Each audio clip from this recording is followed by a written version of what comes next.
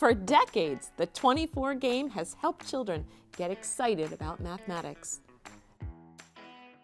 There are 9 versions of the game, but we'll start with our most popular, single digits. Here's how to play. The rules are very simple. The object of the game is to make the number 24. There are 4 numbers on the card, ranging from 1 to 9. You have to use all 4 numbers, and you can only use each number once. You can add, subtract, multiply, or divide. Let's solve this card together. Here's a solution. 6 times 4 equals 24. 3 minus 2 equals 1. 24 times 1 equals 24.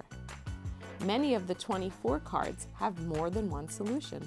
For instance, 4 times 3 equals 12. 6 times 2 equals 12. 12 plus 12 is 24.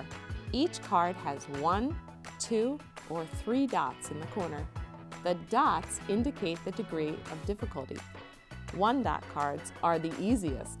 2-dot cards are more challenging, and 3-dot cards are the hardest. To help you quickly tell 6s and 9s apart, all 9s are filled in with red and 6s are not.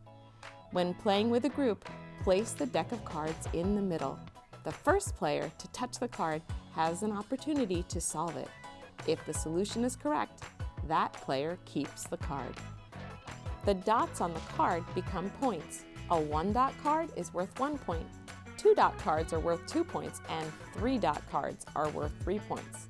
At the end of the round, all players add up their points. The person with the most points wins. You can play 2 rounds with the same stack of cards by having round 1 with the red side facing up and round 2 with the white side facing up. Look for the square in the middle of the card. There's a white square on one side and a red square on the other side. With 9 versions of the card game, from easy primers to algebra and hundreds more on our online platform, First in Math, there's something for everyone.